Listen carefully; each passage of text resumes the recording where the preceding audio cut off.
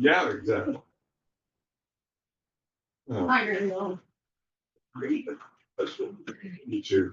So I'm going to invite the bell just so we can settle because it's been a few weeks since we've met.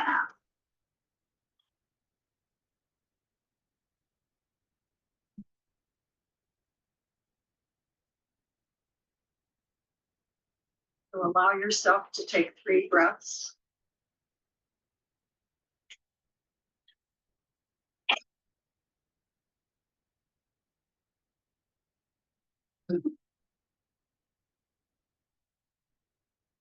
And so you can open your eyes if they're closed. So welcome everyone to the Mindfulness Tree Meditation community.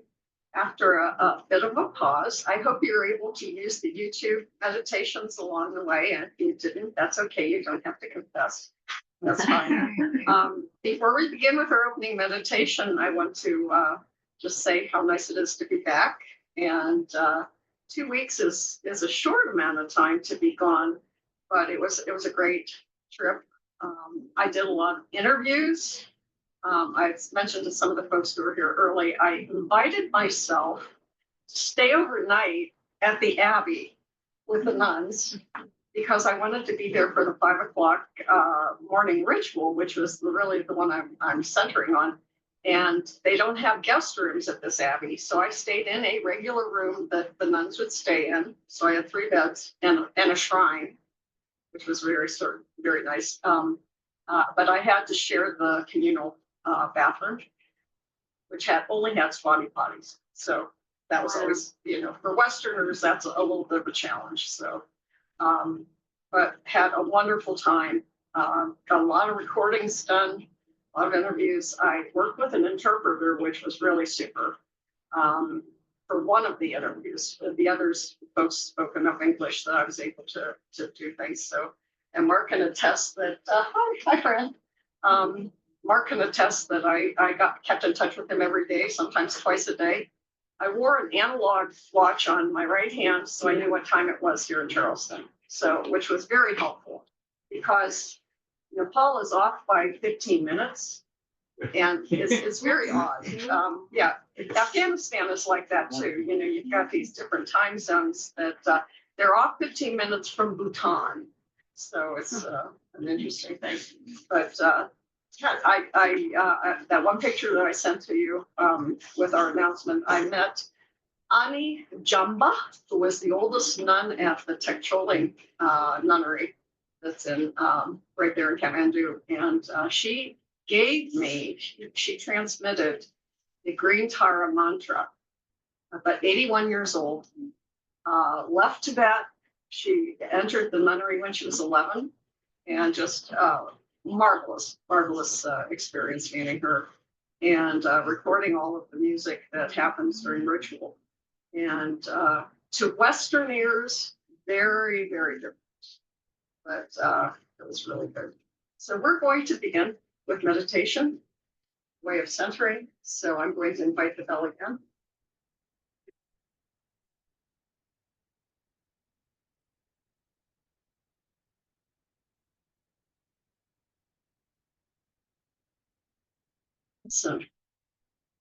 Listen.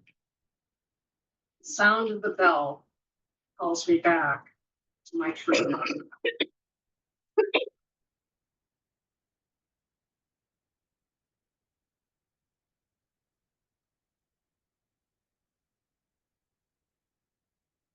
So with the sound of the bell, we arrive, we settle. We welcome ourselves to our true home.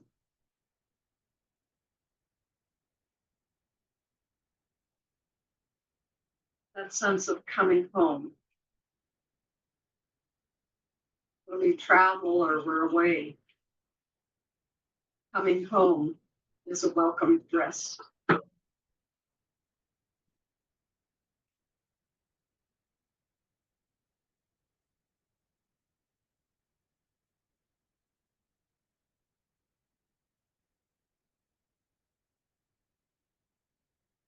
As you welcome yourself, notice what is present right now. perhaps anticipation. There could be restlessness, thinking, noticing physical sensations.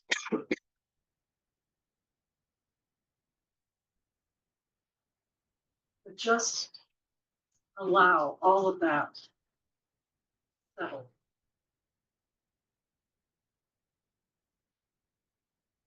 Like the glitter in a snow globe.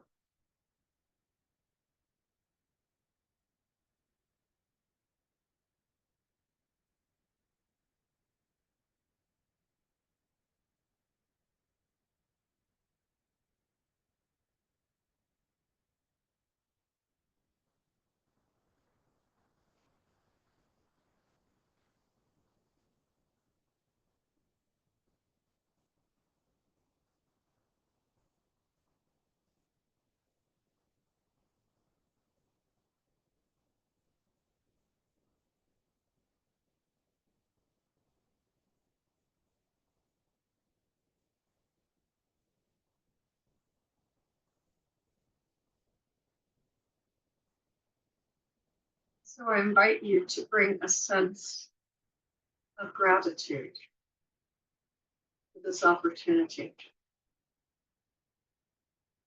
to gather together with a Sangha with common purpose.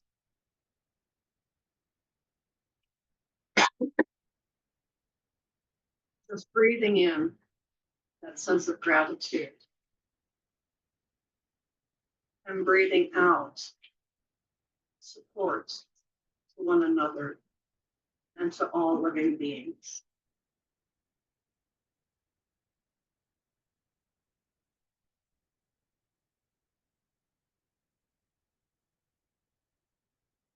This is developing bodhicitta, or the mind of the Buddha,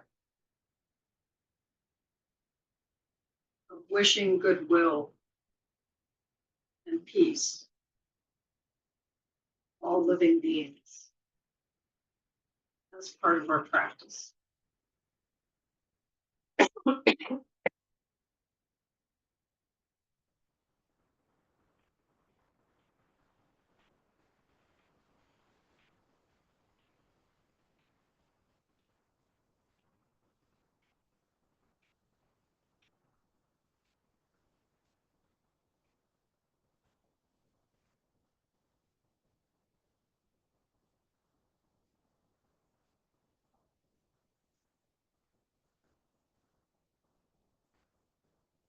Just notice if you notice that your body is breathing. That inhale and the exhale that grounds us to the present moment.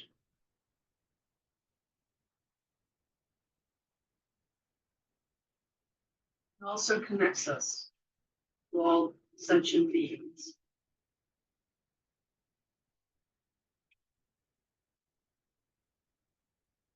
And as you follow the breath, you might use a variety of ways of counting the inhale and the exhale, or silently using words such as in and out. Notice the rhythm of the body breathing.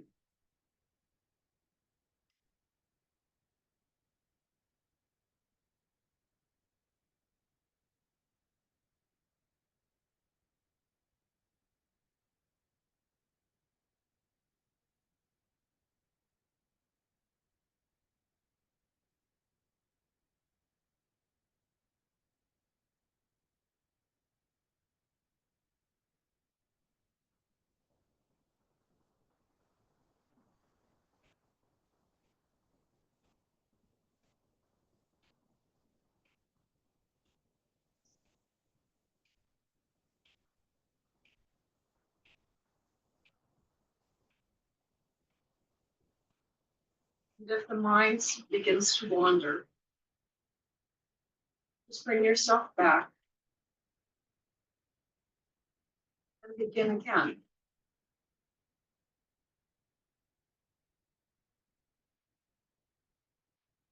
In some ways, it's a metaphor for our lives that when we wander off, perhaps losing our sense of purpose, there's that moment that we wake up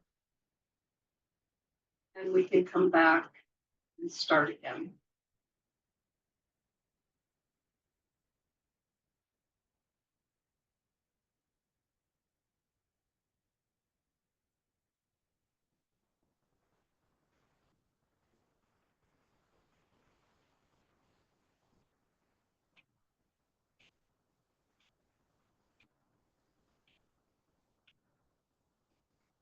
Breathing in.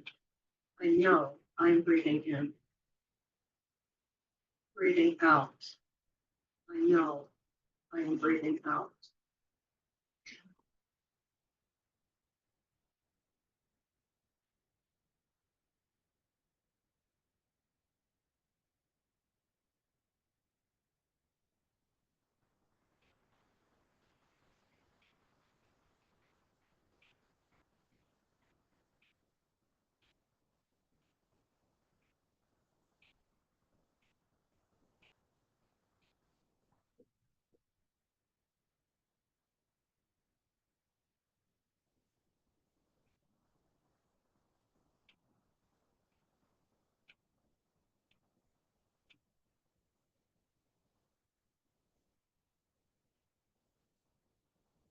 Just notice the quality of the mind as you follow the breath.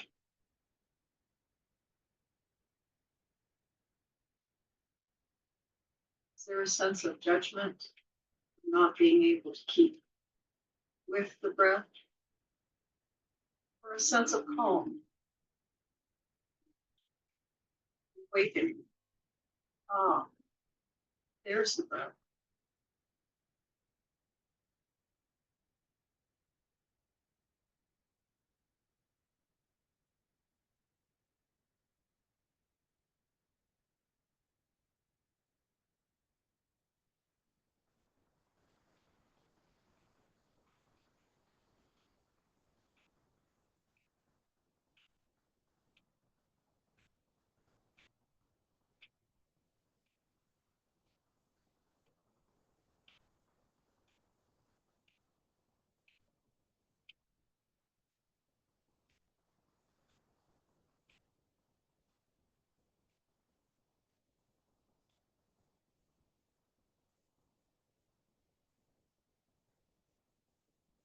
You find yourself wondering, what should I be doing? Perhaps the question should be, how should I be?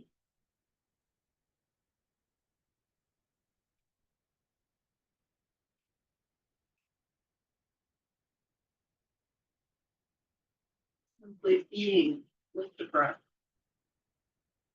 being with this present moment.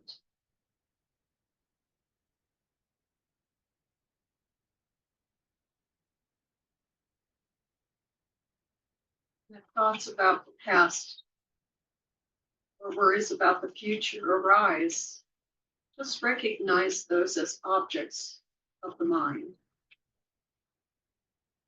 because they're not happening right now.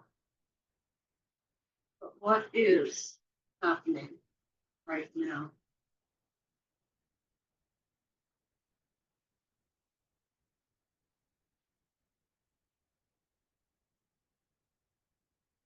Inhale and the exhale.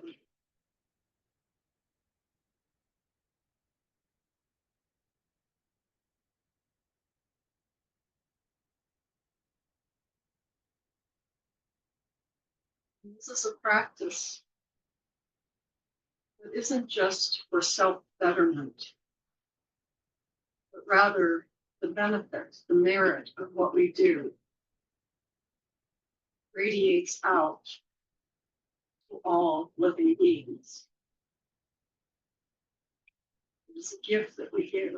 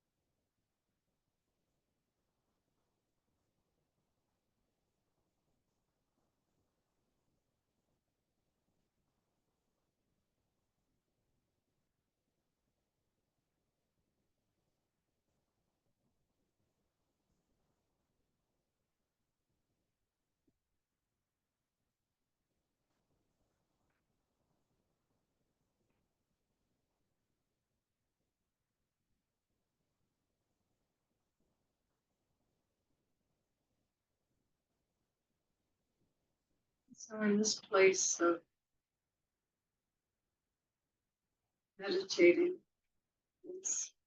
and settling, what is your motivation, your intention for this practice? As we look at beneficial intention, why did you come today?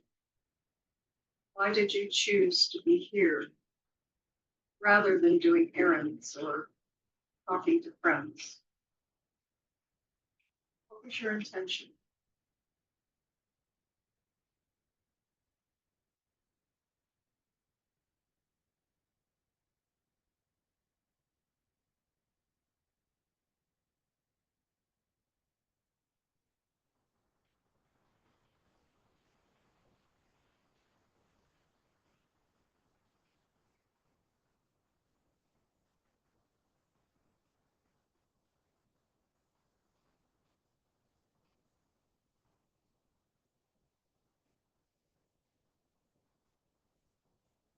Perhaps it is to develop a discipline,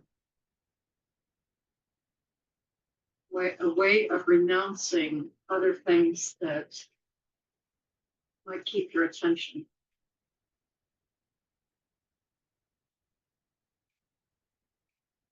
Perhaps it is to foster goodwill to yourself and to others in a world that might be practicing ill will.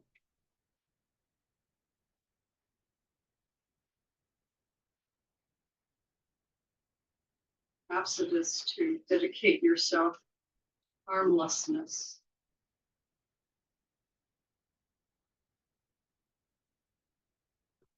a radical move in a world that tends to gravitate toward harmfulness.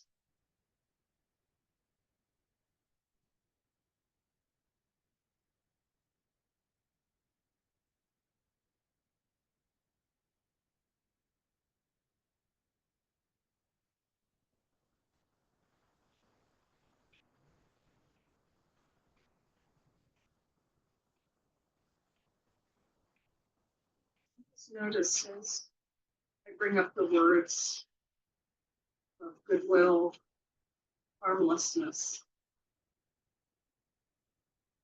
how you receive that.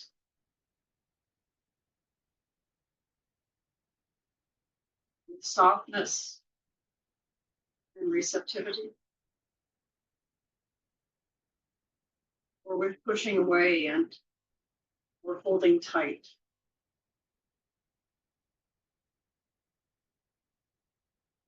No judgment, just noticing what is present.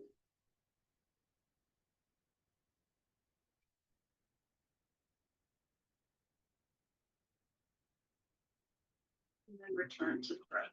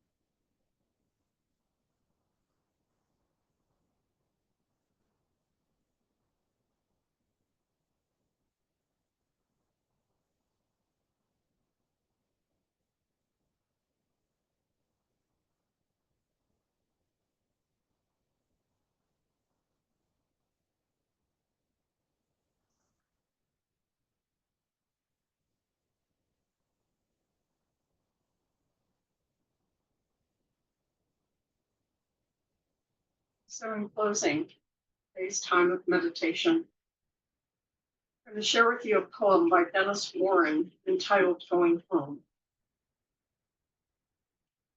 Deep inside of us, we are already complete, already healthy, already exactly as we're supposed to be. We are an interrelated and inseparable part of a perfect universe. We have difficulty seeing and feeling and touching and hearing this perfection from years of being told and believing otherwise. Our vision has become clouded, our feelings dulled, our touch numbed, and our hearing faint. We no longer trust ourselves. To cut through this situation and return to our true nature, we need to simply direct our attention inward. We need to sit and meditate. By quieting our minds and opening our hearts, we touch that place deep inside of us that is already whole. Once we reconnect with this source of balance, our life begins to change. We begin to listen to ourselves with care and attention. We seek guidance from within and receive direction. Once we reconnect with this place of inherent wisdom, we begin a journey back home. We begin to trust ourselves. We begin to heal ourselves.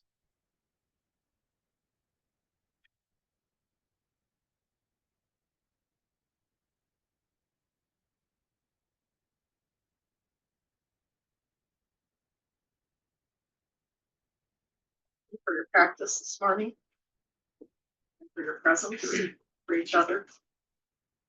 You know, I have a cough, and so if you need to cough, it's okay. It's no problem. As we heal ourselves in some ways. So we're moving into our walking meditation. And I just wanted to share that when I was in Nepal, and I would go to the stupa, the Bodhanath stupa, what the faithful do in Nepal is that they circumambulate it clockwise. And there are prayer wheels that can be, touched and moved. And the idea is that there are these tiny scrolls with prayers on them. And so as by using the prayer wheels, it magnifies the prayers, like 1,000-fold. And so there's that idea. The other thing is that most of the people you see are carrying malas. And you've probably seen these before. This one is made out of Bodhi seeds from the Bodhi tree, and the Buddha awakened sitting under a Bodhi tree. And there are 109 beads on this. Yeah. Oh, and 108 is a sacred number in Hinduism, but it's been sort of kept in Buddhism. A mala in Sanskrit means a garland. So a garland of flowers. So the same as a rosary means a garland of roses in the Catholic tradition. And so how these are used is simply to keep the mind focused on a mantra or a prayer. And so I just offer that as a suggestion of when you're meditating, if you're having trouble, keeping focused on the breath, you can use this feeling the beats on an inhale and an exhale. It can be used in walking of each step. And what that does, it focuses the mind. And one of the monks that I've become friends with in Nepal has said that that's a beginning for people who are just learning how to meditate, to keep track of things. And as you progress, you don't need it. But I think it's a lovely thing, because think about keeping your hands sort of busy. And it, hands to work, hearts to God, that's the shaker thing. So I'm going to just suggest that as you walk, decide how you want to keep your focus. If you ever want to bring something like, the mala beads to use as just a way of keeping track of things, or at home, just sitting, maybe you're watching TV. And I've seen people just in Nepal, just whatever they're doing, they're going through the beads. And it's keeping a part of their brain sort of focused on that meditative state. So for Pam, just to let you know, the way we do walking meditation, we choose our path, and we walk, stop, turn around, come back. So I'm going to invite you to go to the sanctuary as we move into our walking meditation.